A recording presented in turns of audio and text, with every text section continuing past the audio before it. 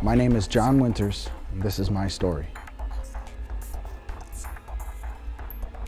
My life before I accepted Christ was dark. I was depressed, lonely.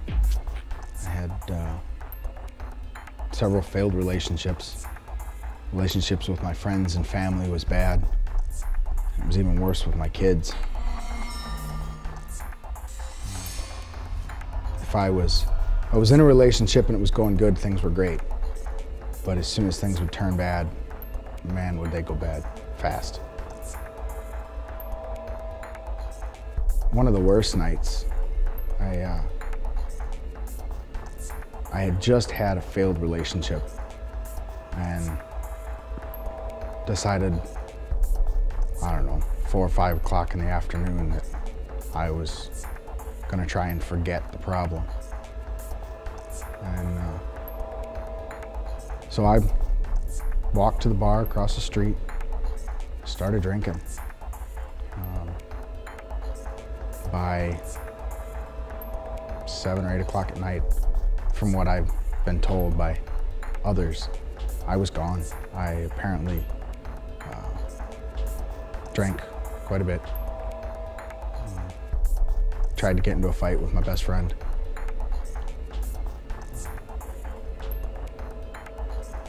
All I know is I woke up the next morning in my bed.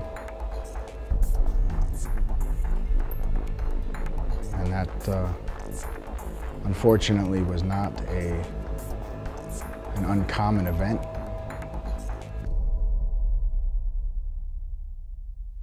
My name is Angie Westmoreland, and this is my story.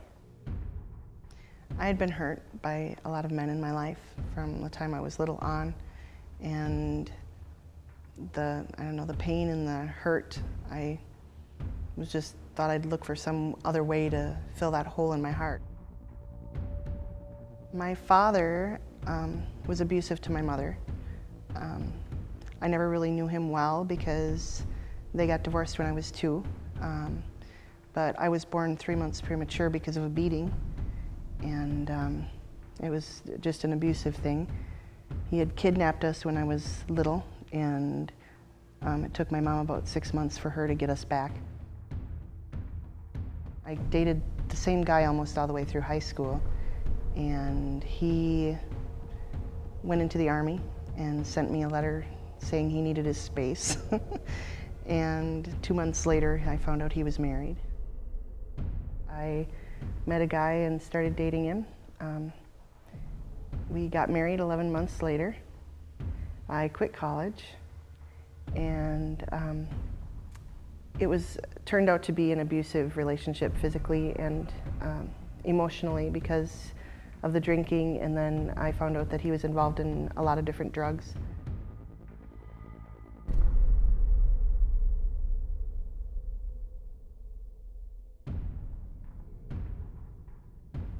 During that time that we were separated, one of the guys that used to come and hang out with us and party with us, one of the exchange students, had come back to visit and told me that he loved me and wanted to be a family, wanted to get married.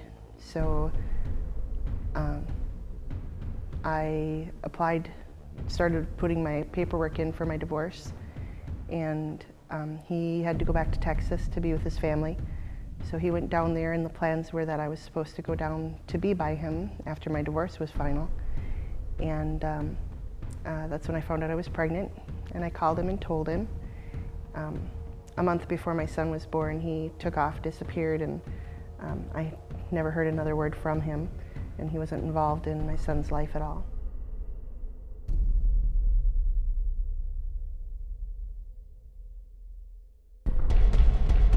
I spent 7 years in the Marine Corps. The deployments were extremely rough. My last deployment was to Afghanistan. That one was really rough. I had come out of yet again another very bad relationship. I get out in the middle of the desert and I became extremely depressed. Where it got to the point where I contemplated, I actually started planning things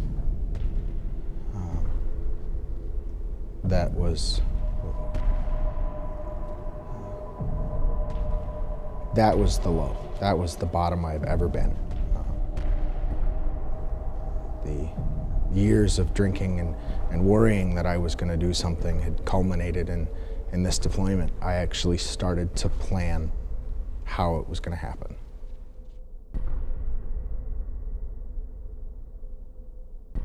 I always seemed to have an aching need in my heart, and I always figured that being with someone would fill that.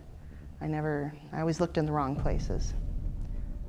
I was hurt and looking for love and attention. I had a need, and along came another woman and said that she could fill that need.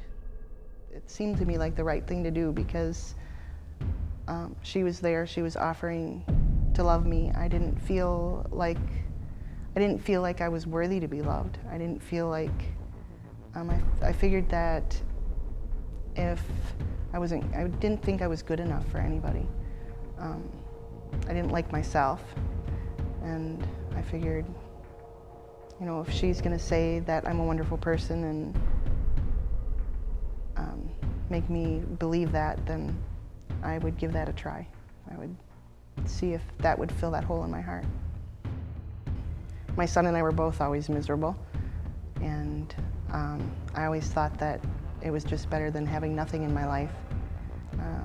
You know, there was still pain, and it wasn't being treated any different than the bad relationships with men I had. It was just an emptiness.